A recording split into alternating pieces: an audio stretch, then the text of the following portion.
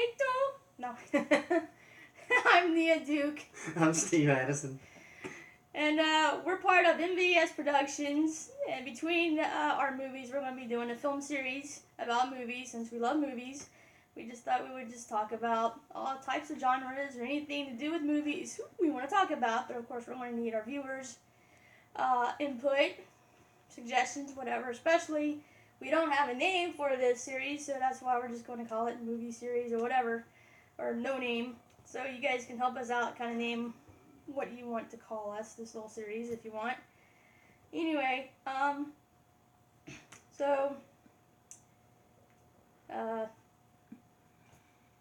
since the Oscars just happened, I thought that would be a good place to start. I'm not just talking just Sunday's Oscars, just, past Oscars, kind of just in general. Kind of like what are most memorable moments that we've seen on the Oscars that we've watched. I haven't seen a lot of Oscars. Anything before 1991, I don't think I've seen. So it's mine's limited in that aspect, but it's not that limited. It's almost like 20 something 5 years or whatever. Anyway, so that's what I would like to talk about. I'm not sure what Steve wants to talk about. I've got a couple of things to add to the Oscars. Okay. Anyway, so pretty much, I guess I'll start off unless he wants to start. Steve, you want to start?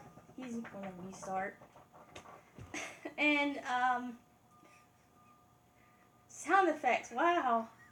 Our tech crew is being loud. Anyway, that's a little... We don't live in the country. We live in the city. Sorry. At least she's being quiet. You'll get us. Hey, we're just, she's off camera, so Anyway. We do have a third, but she's behind the camera. Sometimes you'll see both, two of us, one of us, all three of us. You may even have guest, appearances by friends, family. It's totally up to them if they want to be part of it. Anyway, Just think of this as the Three Stooges non-violent reviewing movies. Yeah, pretty much. That's what we are.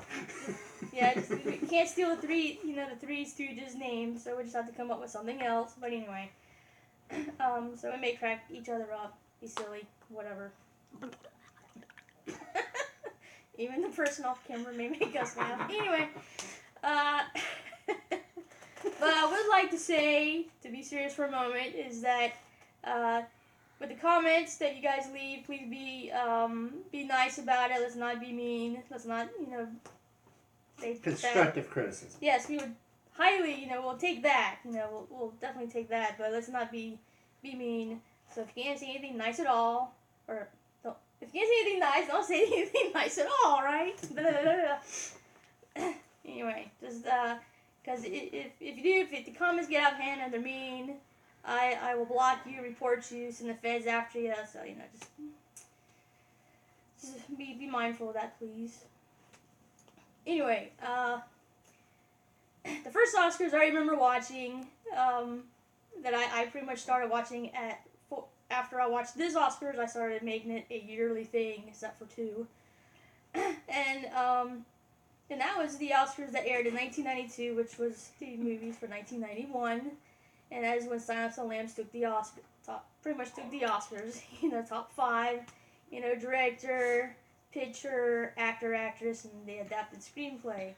And of course, that Oscars, it's also had Jack Palance. He won for Best Supporting Actor for City Slickers, and he got up on stage, did a one-arm push-up, try to show off, and that was pretty cool. I remember that. I believe Billy Crystal hosted that one.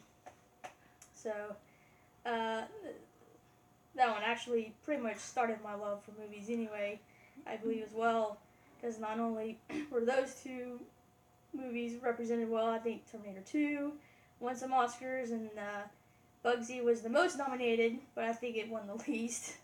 So it doesn't really matter how many Oscars they are nominated for. It doesn't mean they're going to win all that they were nominated for.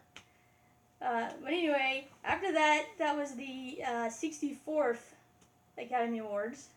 You have anything to add for that one before I move on?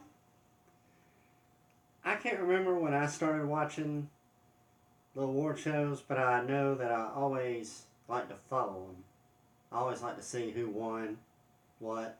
Of course, I was going to school in 92 through 90, well, the start of 98. So, with it being on Sunday nights, couldn't really enjoy them like most everybody and have homework or need to get to bed early or something like that. But um, I've always thought about trying to find that one on YouTube because it sounds like that was a pretty good show. 91 or 92. Yeah, the one I was talking about. Yeah. Yeah, you can watch clips of it. Pretty much watch a lot of clips from award ceremonies on YouTube, so I'm quite sure you can look up the Jack Palance, one arm push up, as well as this next one I actually looked up last night, and it's this is the one I probably remember the most, but of course it's one of the sad moments. But it's not even part of the in memoriam part of the Oscars that they show. But it's the 68th Academy Awards that was actually aired 20 years ago. And it's, I think it came from back from a commercial break, because as soon as, they kind of zoom in and out before and after commercial breaks, and I think they're zooming in, and the announcer says, pretty much as the curtain goes up, ladies and gentlemen, Christopher Reeve. And this happened, I'm going to make cry here. He came a year after his accident, so everybody stood up and gave him a standing ovation, which is really cool, and he just kind of was there in his chair and was just taking it in. It was really cool, because emotional. He's Superman to me. I know it's I think 2 men played Superman before him, and 2 men played Superman after him, but he's always going to be Superman to me. So yeah, that was really touching. And plus, some people, even in the audience, some actors, whatever, they were even kind of getting teary-eyed as well, just seeing him, on stage after his accident. So that was pretty cool. Keep things real here. These are real tears, y'all. First time I cried at Oscars too, I think it was that back in '96 when this one aired, and that's one where Nicolas Cage won the Oscar for Leaving Las Vegas. Just a little FYI. And speaking of Christopher Reeve and Superman, I'm really worried about. I'm excited for it, but I'm worried about the new Batman versus Superman. Because I might just do what she does while we're watching the movie. Yeah. My glasses are fogging up.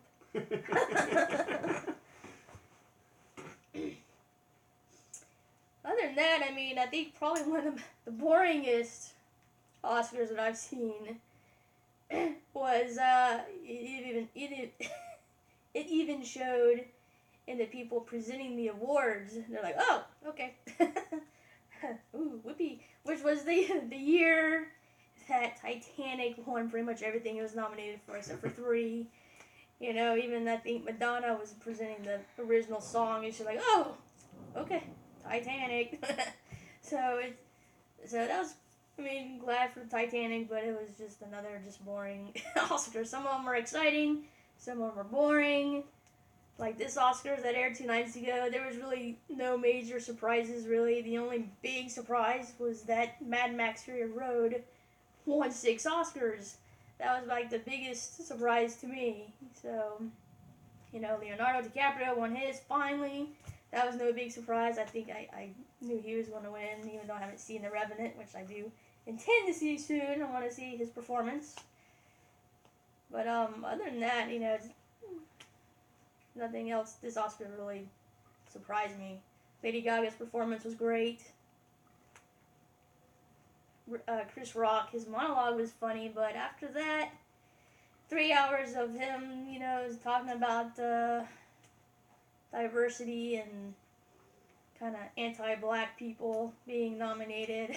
Or, I just wish we could all get along. yeah, it's okay, towards the beginning, but towards the end, 3 hours of that, as I said, it's just, it got old. I was getting mad. Just, enough. We get it. We understand. Let's move on. And speaking of DiCaprio, please feel free to leave comments about this. I'd really like to know what you guys think, but I think he should have won an Oscar long before now. And I think he should have won it for What's Eating Gilbert Grape. I watched that movie again a few nights ago. It's amazing how he was able to do that at such a young age. And one thing about Mad Max not winning the Best Movie Award, for one thing, that continues the streak of movies I have not seen that won Best Picture before they won. I was really excited about this because I thought, hey, I might have seen a movie that is going to win. Mm-hmm. But still haven't, and I've never heard of Spotlight, so. I'll check it out. It seems interesting. Yeah. Michael Keaton. I mean, you can't lose. Yeah, subject matter. Yeah. A little bit on the serious side, but anyway. But that continues the streak of sci-fi movies that have never won Best Picture. It happened to Star Wars back in '77, which also won 6 awards. Mm-hmm. Yeah. It's kind of like, Kate Winslet was also nominated multiple times before he won. She won.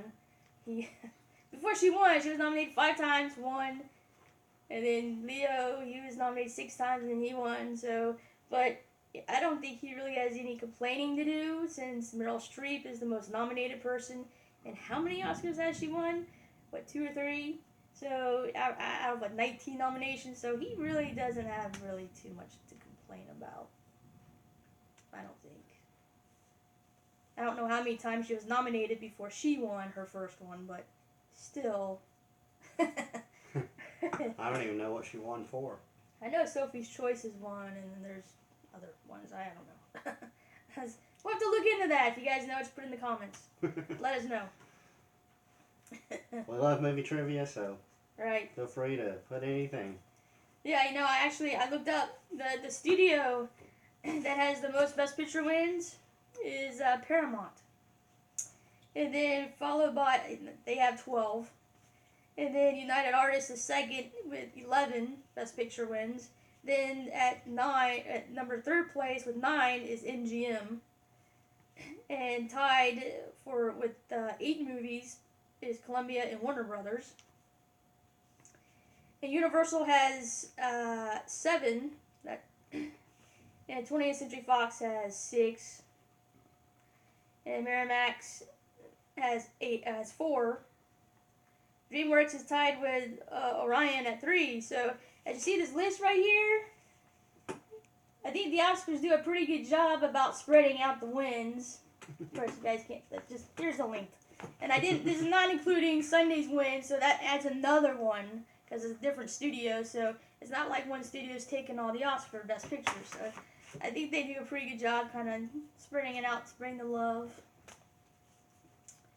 So I'd be pretty willing to bet, though, that those 7 wins for Universal Studios, most of them probably came from Steven Spielberg. Probably. I know Jaws has won. Yeah. But his Best Picture wins. And sometimes some of the movies have multiple studios, and I actually included that too since they were involved. So it's not like I just chose one. I actually may have to redo it because I think I did that on some of them. So, but anyway, at first it was MGM. Winning it all, and then also on Paramount just flew off.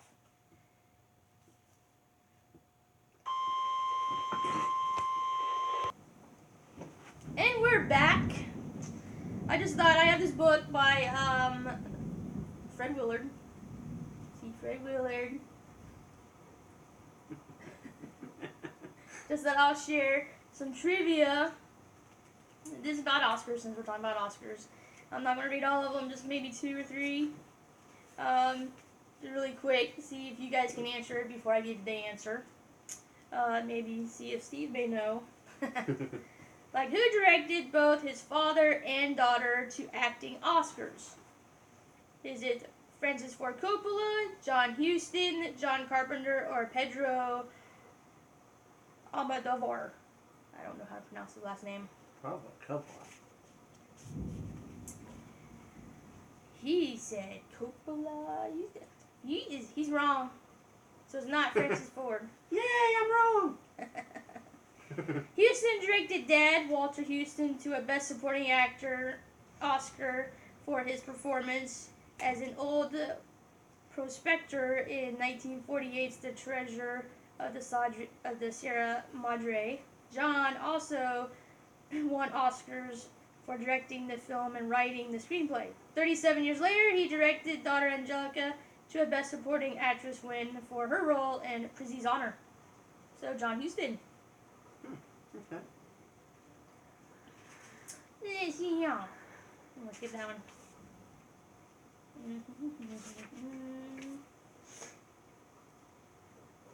How about which movie's entire cast was nominated for an Oscar? The War of the Worlds, Camille, Queen, Christina, or Sleuth? Do you know the answer? I don't. He does not.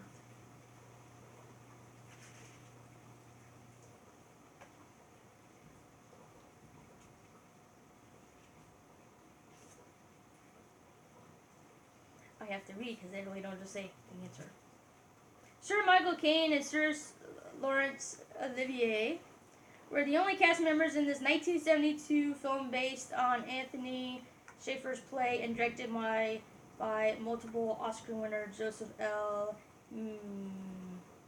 Mankiewicz. Whatever. Both actors canceled each other out for Oscars, as Best Actor award went to Jack Lemmon for the role in the drama Save the Tiger. So, 72, that would be Sleuth. One more. Let's do a different one here. La la la.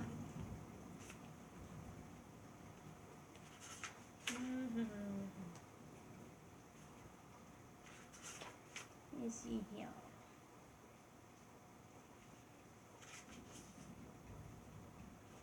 Come on. Okay, I have this one. What was the first color film to win a Best Picture Oscar? How Green Was My Valley, Mutiny on the Bounty, Gone with the Wind, or Rebecca? I don't think Gone with the Wind was ever in color. Or was it?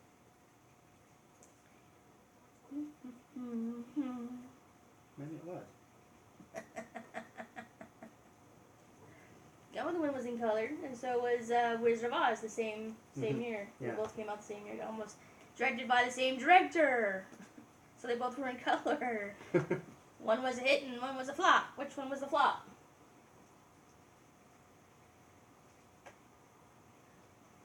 Gone with the Wind? Theatrical flop was Wizard of Oz. It didn't become big until like television, until it was aired on TV. Then it was like, Anyway, with 8 Oscars to its credit along 2 honorary awards, 1939 Gone with the Wind stands as the crowning career achievement as legendary Hollywood producer David O. Selznick. The next Hollywood film shot in color to win the Best Picture Oscar would be Gene Kelly's musical An American in Paris, 1951, directed by Vincent Minnelli, Liza Minnelli's daddy. Oh well, it's been about 20 minutes we've been on, so in coming weeks we will be hearing Steve talk about some found footage, which is horror. He loves horror found footage, so he'll be tackling that topic. And his wife Meg, who's behind the camera right now, will be tackling some family oriented movies. I pretty much told her stay away from animated, that's a different category, and of course musicals, that's another category she mentioned once. So I'm excited to know about his found footage and her family-oriented movies. I gotta come up with a category. I don't know. You guys, you want to assign me a category or a subgenre category, whatever? Let's give you something easy. Okay, he's gonna give me something easy. 80s. 80s. Oh boy, 80s. We all three love 80s, so I guess I'll tackle something, and we'll each probably be able to do that. 80s. Okay, great. I can't wait. Look out, guys. She loves John Hughes. It's probably gonna be all mine. Anyway, let us know what we can name this show. Let us know what we can do better and what we need to start doing. You know, just some criticism, but make it constructive, something positive. Let's ixnay the negative, okay? So thanks for tuning in. Hope to see you next time. Right? Right. Right. Later.